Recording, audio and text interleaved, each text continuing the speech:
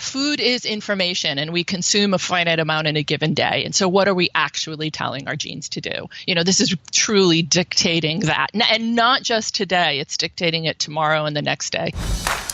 This is the Entrepology Podcast, the podcast where we optimize the bodies, brains, and lifestyles of entrepreneurs, go-getters, and world-changing innovators. Welcome to the Entrepology Podcast. I'm your host, Dr. Megan Walker. As an anthropologist and naturopathic doctor, I optimize the health and performance of badass women working to change the world as entrepreneurs and go-getters. People exactly like you. Your business, body, balance, and inner badass, these are the themes that we're exploring together. Before we jump into the interview, I want to invite you to join our free Facebook community, Legacy. If you want to be something amazing, you need to surround yourself with amazing people. The Legacy community is made up of badass women living, not leaving, but living our legacy every single day. We are leaders, parents, entrepreneurs, and innovators collectively committed to leaving the world better than we found it. My mission is to support the health and optimization of these badass superheroes, literally to places we never thought imaginable. If you are on a mission and get it that your health is the key to your unlimited potential, then join us. We are super awesome. You can find us on Facebook at www.facebook.com/groups/BE Legacy. See you there. Have you ever wondered whether it is actually all in your genes or whether you have some element of control at all? I know there's like a 50-50 split with the patients sitting in my office. Half of them would really wish that they could explain all the things that are awry in their life and in their health through their genes. And the other half are begging for the opportunity to garner more control. The reality is that the truth lies somewhere in the middle, and that's what we talked about today. Dr. Fitzgerald is a naturopathic doctor, and I was honored to have her on my podcast. I heard her speak at a conference several months ago, and I was blown away by the depth of knowledge that this woman has related to this concept of epigenetics, the things that we can do to actually change our predetermined DNA. Dr. Fitzgerald is on the faculty at IFM, the Institute for Functional Medicine. She has been teaching functional medicine to both consumers and practitioners for the greater part of her career. And her area of expertise is in epigenetics, and then also understanding those implications on the microbiome, meaning all the trillions of bacteria that hang out in our system. What role do they have in enacting changes in our health? We got into simple hacks that you can use on a daily basis to shift your entrepreneurial mindset, increase your energy, and improve your overall health. This was a deep conversation, a detailed conversation, and one you definitely don't want to miss. It is my pleasure to introduce you to Dr. Kara Fitzgerald. Dr. Kara Fitzgerald, welcome to the Entrepology Podcast. Why, thank you, Dr. Walker. It is my pleasure to once again be with you. Since we got a chance to hang out at the AANP, it's nice to reacquaint. Yeah, well, I am super excited to have a conversation with you because your presentation that you gave, I sat there and I was furiously writing notes, both as a clinician and as someone who I think we both have this obvious passion and interest in our own health. But it was top notch. It was like the latest functional medicine information and just so relevant to people's lives. So maybe share with us a little bit about your background, how you got here, and then we're going to delve into some of your distinct areas of expertise. Absolutely. I just had a really wonderful training. I loved going to National College of Naturopathic Medicine. Actually, it's called National University of Natural Medicine now. It's grown considerably. So my naturopathic education was just really deeply satisfying to me. And it was there that I first came across Dr. Jeffrey Bland, who, as you probably know, is a nutritional biochemist and really the father of functional medicine. I was enamored with nutritional biochemistry and medical biochemistry at the get-go, just really deeply engaged with looking at, what's happening metabolically, what's happening under the hood with our bodies, like in a very precision way. And so I was really thrilled when it came time for my postdoctorate training, for my residency, to see that a laboratory was interested in bringing on naturopathic physicians for this depth biochemical training, and just being in the throes of next generation laboratory investigations. And so I leapt at that opportunity. That was out in Atlanta, Georgia. I got the position. I trained under the really respected nutritional biochemist, Dr. Richard Lord, and concurrently was in a residency in integrative medicine at Progressive Medical Center. So it was just rich. It was deep. It kept me in the cutting edge. And I described my learning curve at that time as really not a curve at all. It was vertical. I was going up. I was reading, studying, working hard all of the time during my residency. Looking at amino acids, fatty acids, organic acids, looking at nutrient and toxic elements, just, talking about developing, next generation assays. Our laboratory was the first clinical lab to release a DNA analysis of the gastrointestinal microbiome, which was huge. And just being, really being involved at the first steps of that, where we're now clinicians and folks across the world are really adopting these things more routinely. My training there put me almost immediately on the lecture circuit in our world, where I started educating other professionals, and that's been a big piece of my work since. I'm on faculty over at the Institute for Functional Medicine. Dr. Jeff Bland is in my world as a mentor now.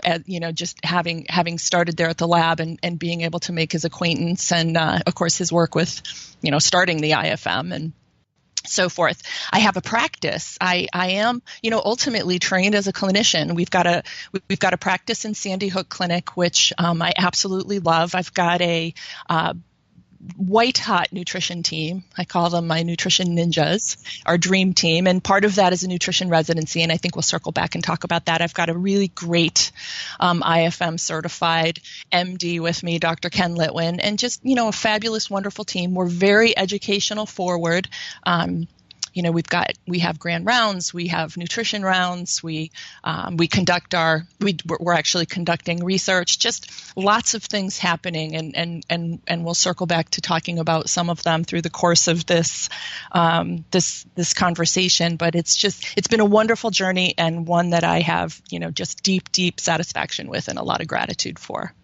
I love listening to this because as I hear people talk, you can just hear these clues that they are entrepreneurs, either in a clinician code or something else. So I'm really excited to get into some of these initiatives that you're involved in and that you have built. What do you consider at this point, looking at all of the things that you have on the table? What's your personal quest or mission? What is it that gets you up every day and you're like, I'm after this, and these are the ways that I do it?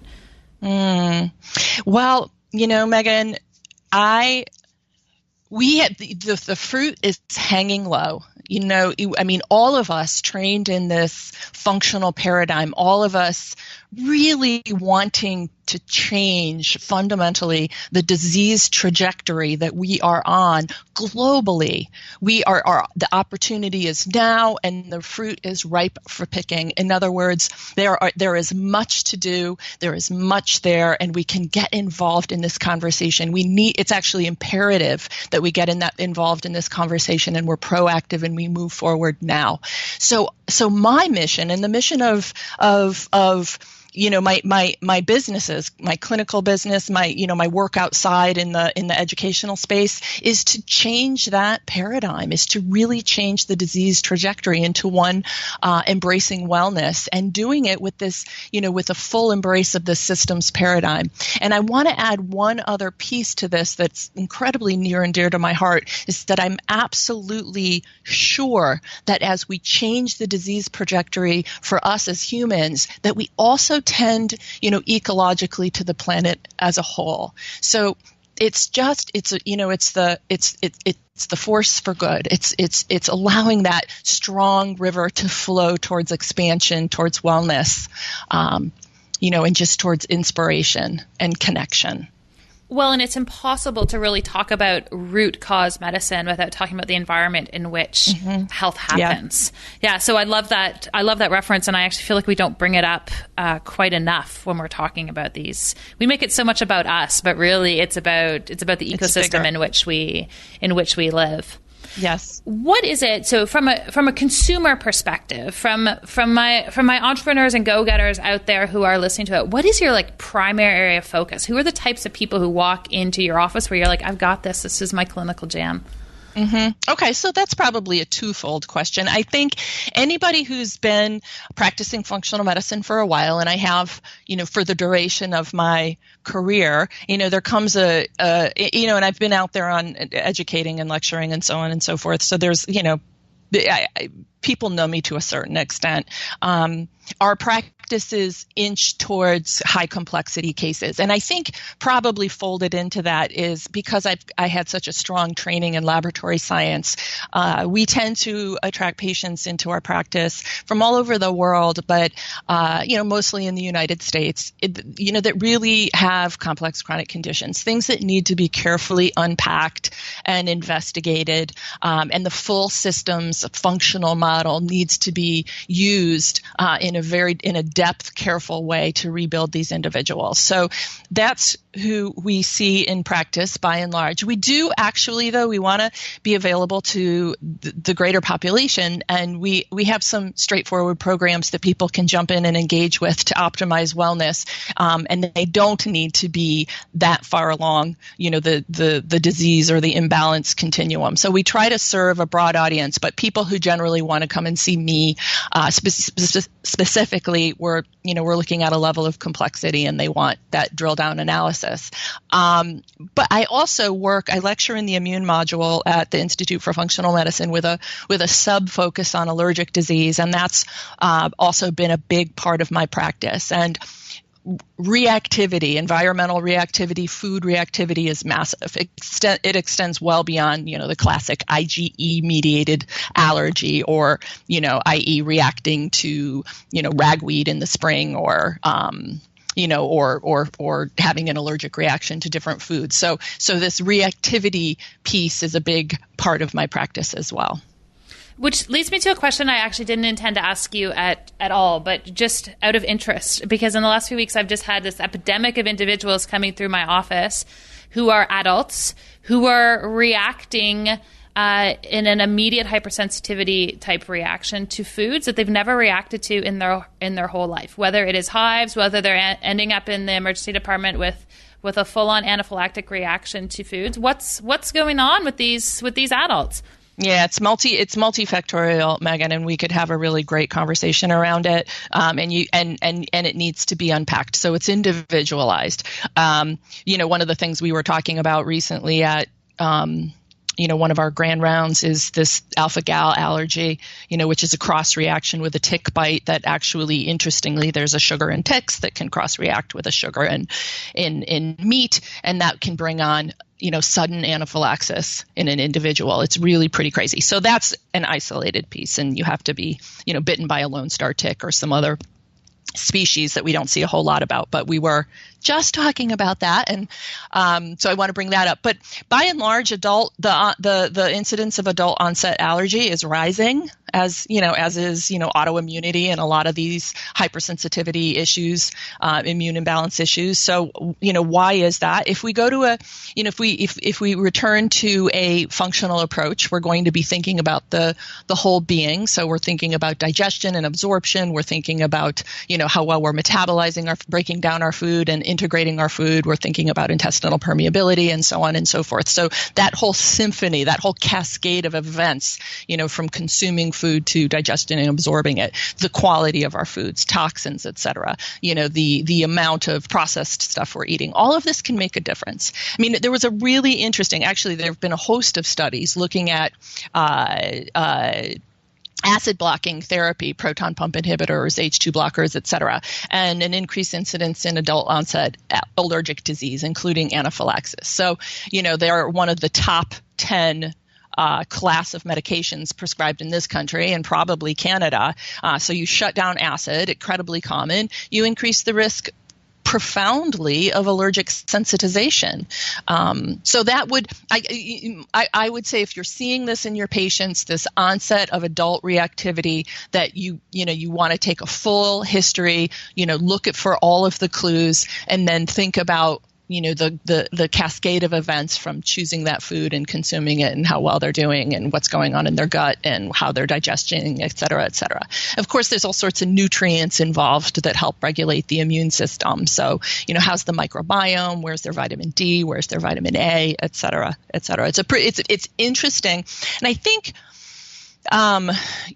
we do really well. Functional medicine is just powerfully and uniquely situated to be able to address these hypersensitivities of whatever flavor, and deal with it and turn it around. And I just want to throw in one other piece on this, and then you can clarify what I've said if you need to, or ask me any other questions. It's good. Folks who are versed in elimination diets. There's people who come to me in my practice now, and to our nutrition team, and to Dr. Litwin, who've already initiated fairly limiting diets. And there we can increase reactivity when our diet becomes too limited, too hypoallergenic. And that's another conversation, but something that we need to be paying attention to with our extremely health conscious, very advanced patients. We need some resilience, and we need to embrace a diet as expanded as possible. Yeah, I'm glad you mentioned that resilience piece, because two things were happening while you were talking. One, I had this smug little smile because for my patients who are listening, I'm like, yes, see, I love it when other people reiterate the things that I'm telling you, that lifestyle and environment and medication, all these things are going to have an impact in terms of how your body is reacting. But that second piece too, where you talk about resilience, I think we both end up with a whole spectrum of patients who come in, they're like, I'm totally healthy if I live my life in this bubble. And we are these biological entities that are meant to interact with our environment. And if we can't interact with it, it's a problem. That's right. And so we need to be mindful around that. In fact, I was talking to a patient yesterday who came to me with really severe allergies.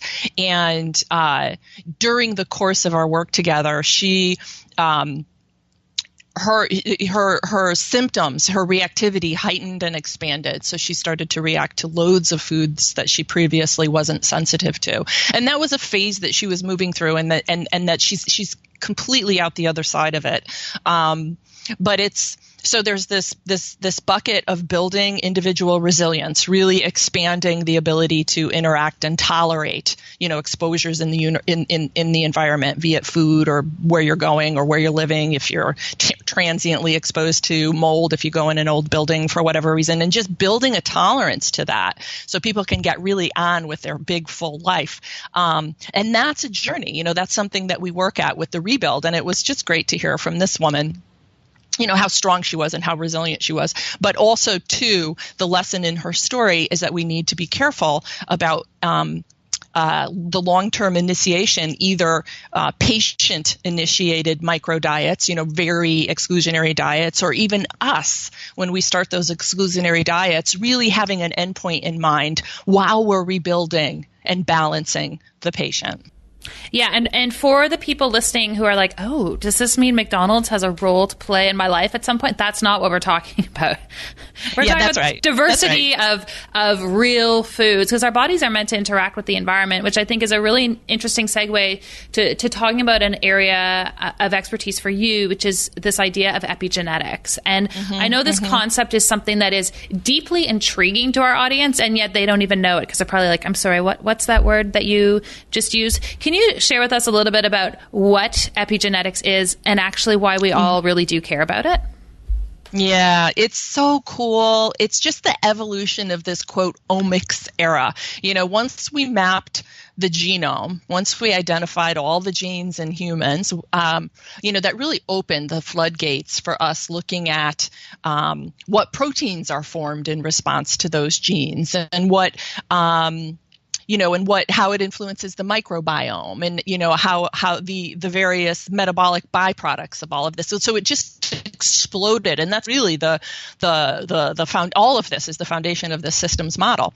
And it turns out that an incredibly important layer in this omics world is the layer of the epigenome. And so we've got our genes, we've got about 23,000 genes, and it's packed tightly, and our chromosomes are packed tightly into these nucleuses at the center of a cell. We've got about 6 feet of DNA, maybe a little bit less, and it's wound and packaged around these things called histones and nucleosomes, et cetera. The 6 feet is packaged exquisitely tightly and very deliberately into the nuclei of cells, and on the surface of that DNA, and in those proteins that the DNA is wrapped around, there are what we call epigenetic marks. Probably the best known, and the one that I've spent a lot of time looking at, are the methylation marks.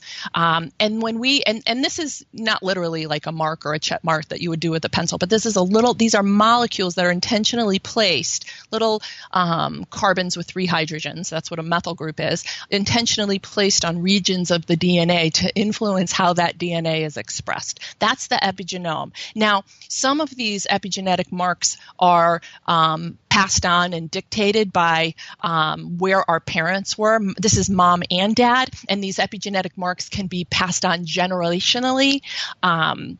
And this absolutely influences DNA, and it influences what we are, what we look like, our phenotype, what we look like at the end of the day. So this can be passed on generationally, but it's more immediately impactful than genetic changes. So a genetic mutation, for it to actually take hold in our bodies, is millennia in the making, long time in the making. But these epigenetic changes, they can be passed on, but in a much more immediate and profound way. So in other words, we know that if grandma smoked, granddaughter or grandson can have an increased risk of asthma because grandma's smoking during pregnancy. So grandma's smoking with and mom's in her belly.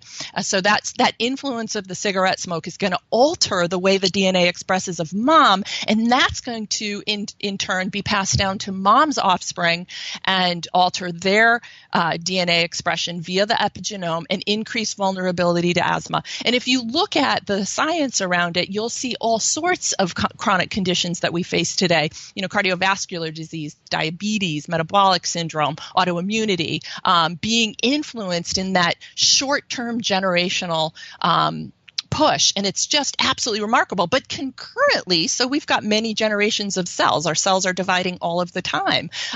What we're doing today will influence those methylation marks and other epigenetic components that will alter the way our DNA is expressed. It's absolutely incredible. So not only if we're preconception, if we're going to have kids, not only can we really influence the outcome of their well-being by how we're living in a very immediate way, what you and I are doing at any time is going to influence the expression of our own DNA through these epigenetic manipulations. And it's absolutely fascinating, and it's absolutely powerful, and it's really, really, really one of the big places where the rubber meets the road on why, every day we do the best we can, to live a good, full life, because we're influencing the outcome of our disease or our health span, and we're going to influence, of course, our offspring's health span powerfully, and not only our offspring's, but our offspring's health span. So it's an important area of investigation, and one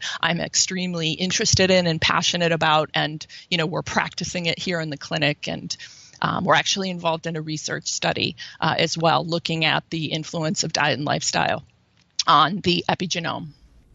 I suspect what's happening for a lot of people right now is they're driving in their cars and they're drinking their coffee and they're chewing on a granola bar that came out of a package, and they're like, oh gosh, are you telling me that what I am doing right now is going to potentially influence my grandchildren because I haven't had kids yet? So when we're talking about this, and I agree, this is super cool stuff, because now we're talking about intergenerational health and your capacity to influence it, which is a powerful responsibility. But are there things that we do? I'm really obsessed with people's habits because this is where things have a cumulative effect. But from a habit perspective and things people do on a daily basis, are there some really big ones that you're like, if you could just stop this, please stop it? And conversely, are there some things that you're like, if you just included these one or two little things, we'd have a really profound influence on that epigenetic environment within your body? God, that's a great question. That's a really, really good question. It's funny, when you're talking about the coffee drinking granola bar person. With all due respect. Yeah, with all due respect. I'm a coffee drinker. In fact, I've looked for favorable epigenetic outcomes with coffee because I don't really feel like giving up my habit. Yeah, me too. I really don't want to. There's some suggestion out there. You guys pay attention, and I'll let you know if coffee is allein free. It should be. I think But anyway, there's this really interesting. So I'm thinking to those individuals listening who are eating their McMuffin or whatever the heck that they're munching on is. So yeah, food is information, and we consume a finite amount in a given day. And so what are we actually telling our genes to do? This is truly dictating that. And not just today, it's dictating it tomorrow and the next day.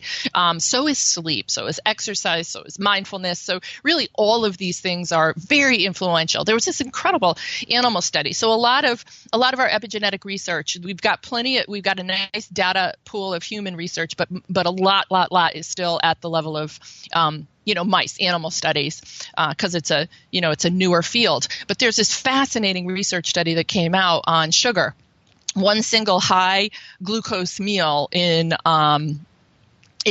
mice was associated with genetic changes towards inflammation and other damaging processes, well past that single exposure, well past. So if you're eating your cake and you think, okay, I'm going to wake up tomorrow and be fine, well, you have altered your epigenome, biasing it towards inflammation. So that's one piece. I mean, the power of our food is information, just can't be understated. However, I also want to say that the stress response influences epigenetic expression as well, and really pretty powerfully.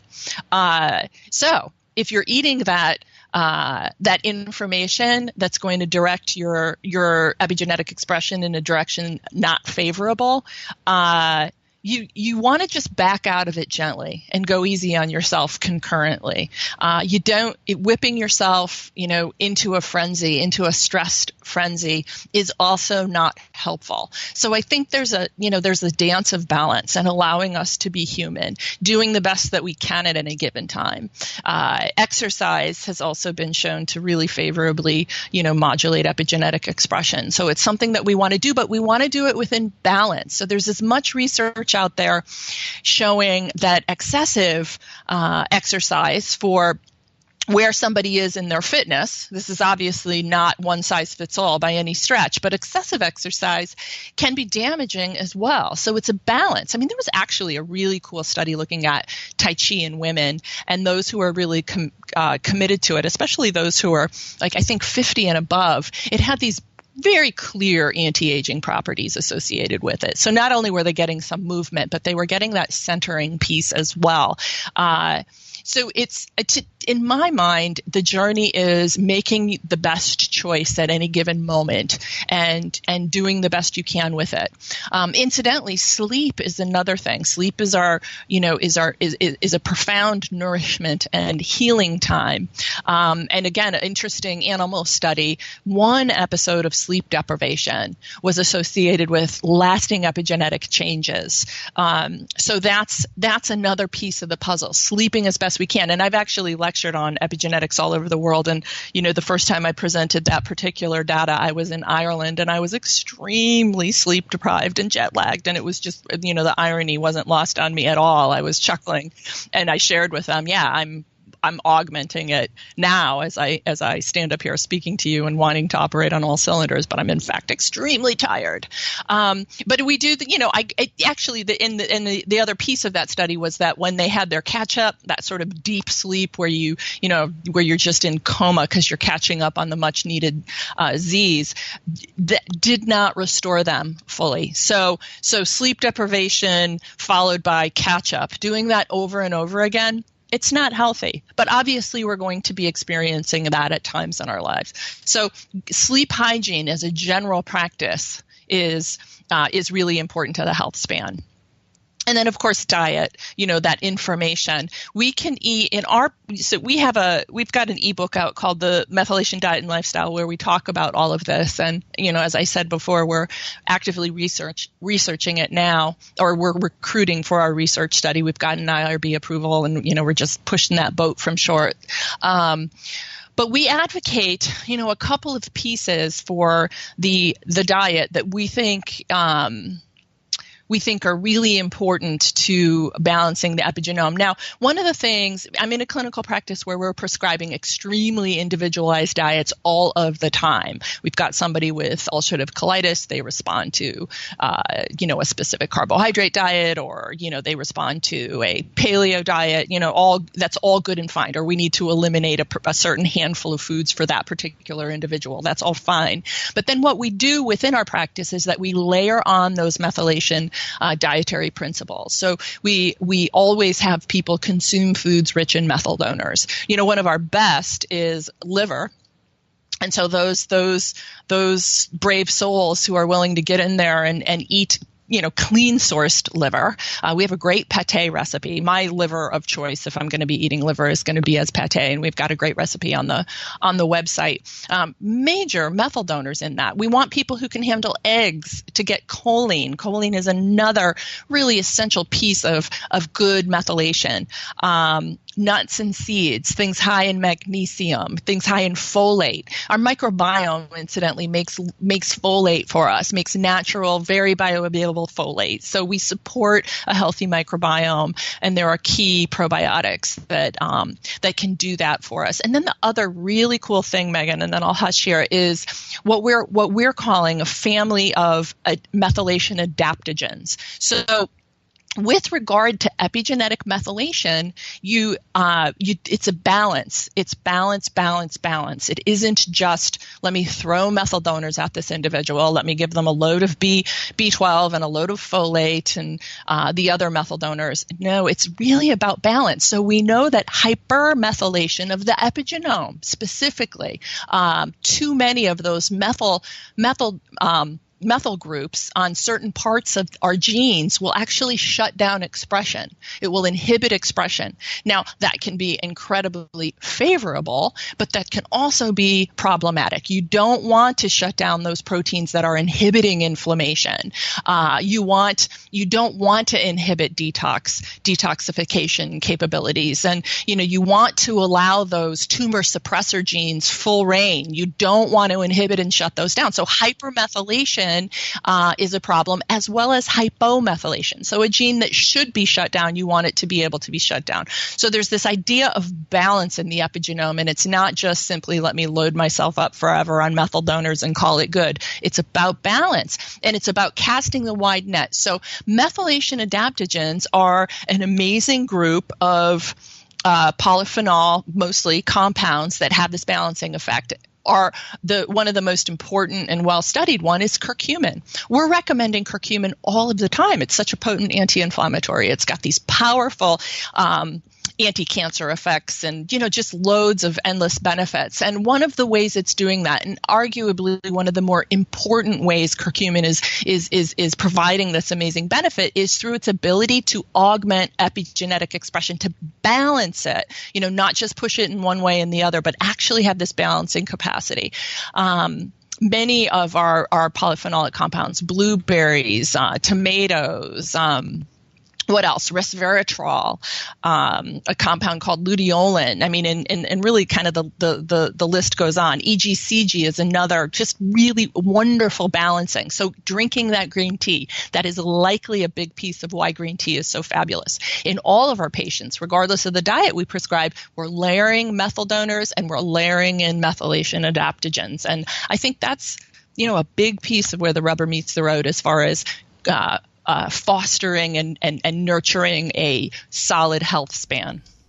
Yeah, this is like the key message here is that it takes a diversity of things that you're putting into your system. And the one-off trip to McDonald's isn't going to kill you, but doing it every single day, it's a lot of counter pressure. Your body really has to start to apply. Right.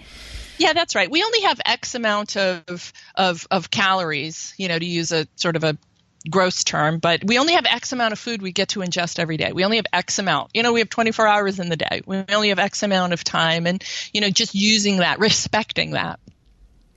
Yeah, I absolutely. I couldn't agree more. In the busyness of today, and in the environment that we live in and the stress that we're under, do you think people can do it with diet and lifestyle alone, or do they need supplementation? That's a great question.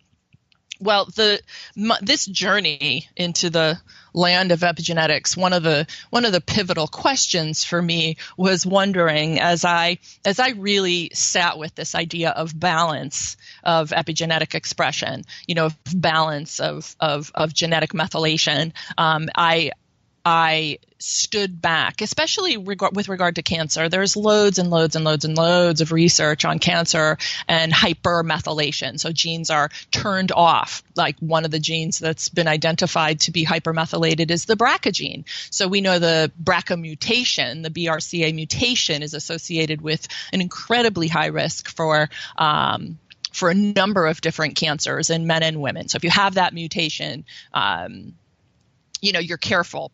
Chances are extremely careful, and you're working with the doctor, you're aware of it, et cetera, and there's things to do there. But we can also hypermethylate that gene and turn it off also, and that's been associated likewise with certain cancers from ovarian to prostate. So this hypermethylation piece, really stopped me in my tracks around, what are we doing are we potentially, as we enter into this age of aggressive supplementation, could we be doing something that's imbalancing, that's promoting imbalanced methylation of our genome? Is that possible? Should we step back and look at a more nuanced approach? And that's what launched this entire book, because I realized, mitochondrial fitness, microbiome status, getting sleep, as I said, exercise, eating certain foods, and all of these balancing, so-called methylation adaptogen foods, I realized that the picture was bigger, broader, infinitely more expansive than just to take or not to take B12 and folate. So I have shifted, and I cast a much broader net with myself and with my patients. So we honor all of these things that influence methylation. And without a doubt, Megan, when supplements are indicated, I use them in practice. I absolutely prescribe supplements, and I think they're an important adjunct component to the work that we do, unequivocally. However, I'm more nuanced with it. I'm recognizing the power of them in a way that I was less sensitive to when I was at the laboratory. So when I was at the laboratory, I was hopeful with nutritional biochemistry that, pinpoint nutrient supplementation, pinpoint vitamin and mineral supplementation would change the world. And it's as I've evolved in my career that I've, backed up far and have cast this much wider net. So supplementation, as indicated, absolutely unequivocally important. Most all of my patients actually are on supplements of one form or another, but we change them and we have an endpoint in mind, and we think about, I do the lowest amount to get the results that we need. Yeah, it's a key point that you even say that endpoint in mind. I wish this was a question, and I encourage my patients to ask this of their primary care providers with respect to medication, is what's the end game here? Mm-hmm. What additional strategies are we going to use so that I'm not dependent on this medication or supplement or intervention over the long term? It's an important conversation to have. So respecting that broad picture description that you just provided, is there one thing that you would encourage entrepreneurs, people on a mission, busy, purposeful people to do every single day that will move the needle a little bit? Like if they could just fit one new habit in? What would I say? I would say, that's such a big question, and I think it's individualized. I would say, I want to give you one panacea, one clear shot. Or three things that they can pick which one most applies to them, like the sleep, the shift your diet. Is there one thing? So I would say in the realm of food, think about incorporating a methylation adaptogen. Actually, if you go to our website, you can get a really nice, beautiful handout on methylation adaptogens. I would say incorporate at least one methylation adaptogen into your diet without question, unequivocally. Get some methylation adaptogens going because they're balancers. So that would be in the realm of food. In the realm of lifestyle, I would say, keep yourself moving and continue to move on a daily basis, and do something within your zone, something that's safe for you, but also something that you're passionate about, that you love to do. I love riding my bike. I actually just was at the gym pedaling away because it's like below zero here right now. But, that's an important, nourishing activity for me that makes me happy. And that happy component is what we want. So when you look at if you get the methylation adaptogen handout and you check them out, make sure you're not forcing something down that you really don't like. Put together a protocol that's going to make you happy, and do it. And just incorporate it in a gentle but consistent way. And remember that it's the consistency over time. So these things that you pick, hang in there. If you love green tea, get a fabulous form of it, and have a cup of green tea every day. If you can have more than a cup, that's awesome. For me, I actually I supplement with EGCG. That I love green tea, but I wanted a little right now actually for about 3 months, I want to turn the volume up on my EGCG. So I'm going to use some supplements to do that. And that's okay. So incorporate some methylation adaptogens, get some movement going, but do it in a way that you're passionate about, that makes you happy, because that will, basically, to use a really bad quote, kill a couple birds with one stone. And I would say start there. And we'll link up all of the handouts and all of the resources that you're talking about. They're all available for everybody in our show notes, so that they can make these small changes, which I think are just so important. I want to shift gears a little bit because I want to make sure that we talk about this, because I feel like we could really have this ongoing conversation that we've been having all day long. But I know what's so interesting about it is I know we have nutritionists in our audience, we have practitioners in our audience. Can you share a little bit more about some of the initiatives that you have going on where people can go even deeper in terms of understanding some of these pieces? Because this is a core tenet of how you are expressing and putting your knowledge out there into the world as an entrepreneur. Yeah, so education at the laboratory was front and center. Dr. Andy Brawley, who started the laboratory with his wife Carolyn Brawley, way back in the early 80s, they were education centric. As much as they were probably more geared towards education than they were actually bottom line financially. I don't know. He might argue that. I don't. But at any rate, we were always very education forward, and it takes a village to kind of keep us current and moving through and noshing on and metabolizing new ideas and debating and talking about how we actually incorporate these things into our practice. So that was a cornerstone of my training. I'm sure that I've got epigenetic shifts based on that really rich educational environment that I was brought up in my postdoc years, and that is front and center in my practice. That is absolutely front and center. I have a journal club of colleagues that I love. I've got, and as I said, here in our space, we're doing a lot of things. So I bring that to the people who work here, and I extend it beyond. We have a functional nutrition residency program. It's rigorous. It's competitive. It is so much fun.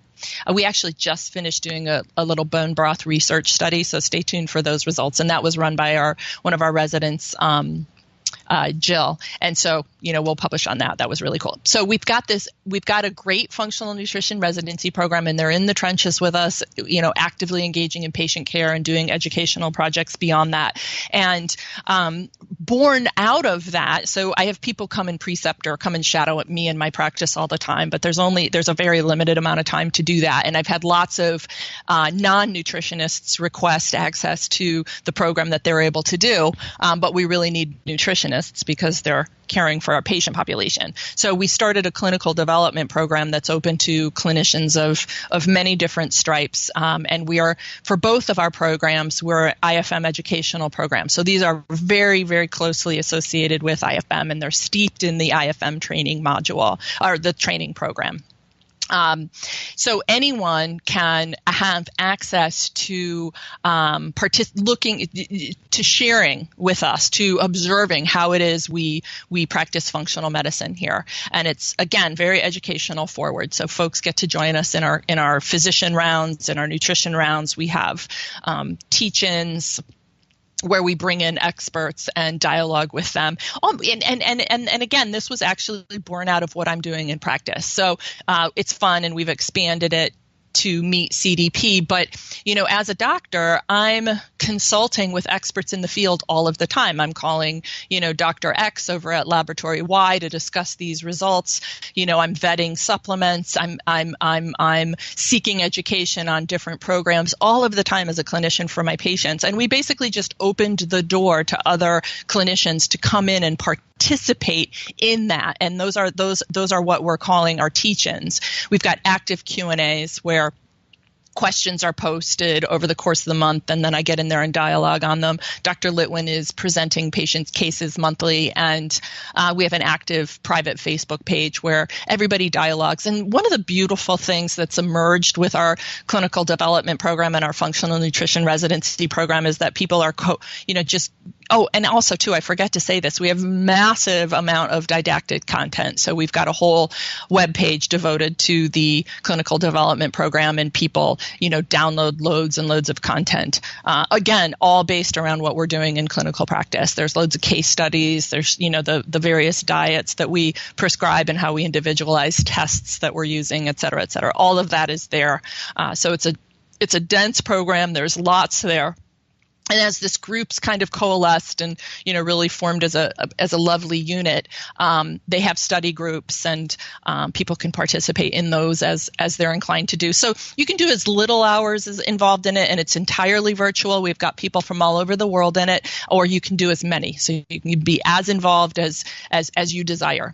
Everything is recorded. People can listen to all of our content at a later date at their convenience. We are we're actually accepting applications now for our March cohort. And of course, we've got, an early bird discount and so forth. Applications need to be in by February 19th. We are going to be doing a live FAQ conversation. So if this is something that might interest you, if you can join us in that live Q&A, do so, and you'll talk to me and the team that's involved with doing it. And, it's just a really beautiful, outcropping or growth from, the foundation that I was trained in, that it's just a very natural extension of that. And I think folks really, really love it. It's been quite fun. It's amazing. I love hearing these stories about how people take their purpose and passion and create all of these tentacles where it can be amplified and disseminated in ways that have more impact. That's yes. Totally my jam. Well done. I love it. Let me just say one more thing about it, just circling back to what we can do.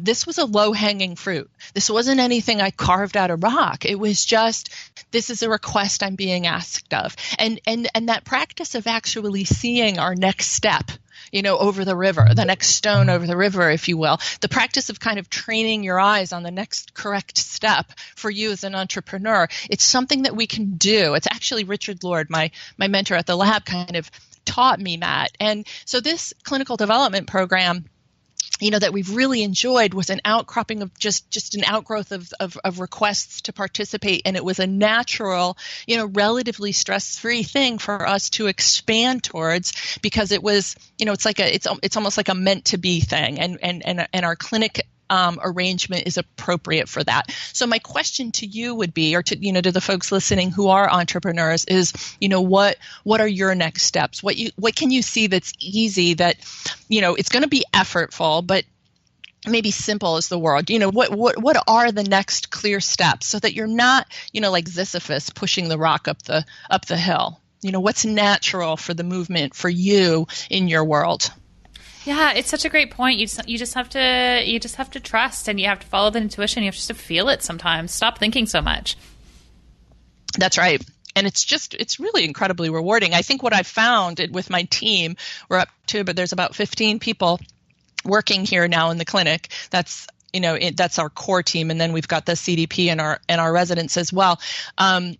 It's a passionate bunch. I mean, there are people who just really share that desire to do the drill down and, are education centric and so forth. So that's what the face of who we are has become. And I'm, infinitely grateful for that being where I am. It's a real firmament of, satisfying investigation all the time. I really do love that. And I think it's incredible what you've built. One of the most important considerations for my patients is how closely can they follow my instructions? How easy is it to be compliant? If you take supplements, you know that tracking down the exact products that your healthcare provider recommends can be a huge hassle. This is the reason that I use FullScript as my online dispensary, so my patients can get the exact products I recommend delivered straight to the door. The best part is that FullScript sends out refill reminders when you're running low, and it makes it totally effortless to stay on track with your protocols. Never hassle with supplements again. Ask your healthcare provider to sign you up for FullScript. If you're a healthcare provider, you can sign up for a totally free account at fullscript.com/Entrepology. What a great way to sort of transition to the second component of the interview, where people really get a chance to see a little bit more behind the scenes in terms of some of the things that you do in your own life to support all of these things that are taking place. And we call this section our KPIs, or key performance indicators. So just like we have those in our business, I believe we have them with respect to the actions that we take for our health. So if you will indulge me, I've got 6 quick questions for you. Go for it. Okay, first question. Do you have a consistent morning routine? And if so, can you share? I wake up slow. There's a poem, I forget who it's by, but somebody will know. It's wake to live and take my waking slow. But anyway, I wake up. I actually wake up early. I'm a morning person. I like to wake up when it's still dark out. I just love the quiet of that energy. I love it. And so I like to wake up really early, and I like to take it a little bit slowly. So I've got a stretch of downtime. I find that's incredibly important for me in starting a good day. I have a spiritual practice. I have an inner connectedness practice that's always a part of my morning. Actually, it's always a part to a varying degree, but sometimes I'll, be much more intentional. Many days out of the week, I'll take a good chunk of time, a good hour plus, as a part of my own spiritual practice. So my morning time is sacred to me. I like to fold in, if possible, my exercise in the morning. I really like to bang out, whatever to get myself going and started. So morning is a sacred time for me. I like the oscillation between spiritual practice and bang out exercise. It's like that's balance right there. It's awesome. Fiction or nonfiction? What are you reading right now? Oh my goodness. Listen, TV wise, let me just tell you this. I did over the holiday, because we shut our practice down from the week between Christmas and New Year's, which is a very total first. I will admit that I binged on that BBC TV show, Peaky Blinders. I don't know this. Oh my God, it's this crazy gangster show from turn of the early 20th century, Birmingham, England. It's if you're repulsed by any degree of violence, don't see it. But if you want something that's almost like The Godfather, circa 1910 Birmingham, England, it's pretty cool. Good plot. So I enjoyed that. That was total fiction. But I have to say, a lot of my reading these days, what I enjoy is science. My favorite magazine is The Scientist, and I think there's lots of bits and bobs in there that I want to pull on further and read. But I tend to probably swim in this pond, perhaps. I don't know. Maybe I need to pick up a good mystery or something. Some people might argue that, but I do enjoy reading, even in my off time, what we're doing, in this world.